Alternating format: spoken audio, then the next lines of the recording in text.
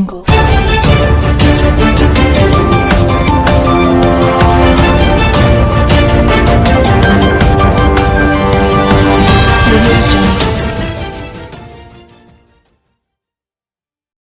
علیکم، Asia 41 news کے ساتھ میں ہوں آپ کی میزبان امنا عباس۔ خبر شامل کرتے ہیں صوبت پور سے۔ ہمارے ڈسٹرکٹ رپورٹر انجم کاکڑ کے مطابق پاکستان پیپلز پارٹی کے سابق ضلعی صدر سلمان خان کھوسا نے صحافیوں کے گروپ سے گفتگو کرتے ہوئے کہا کہ پیپلز پارٹی کے چیئرمین بلاول بھٹو کی قیادت میں ہونے والے لانگ مارچ میں جعلی کارکنوں کی بھرپور شرکت سے نیازی حکومت کے خلاف عوامی ریفرنڈم ہے۔ اس موقع پر انہوں نے کہا کہ پیپلز پارٹی کے دور اقتدار میں غریب عوام کو انصاف اس کی دہلیز پر میسر تھا۔ موجودہ نااہل حکومت نے عوام کا جینا محال کر دیا ہے۔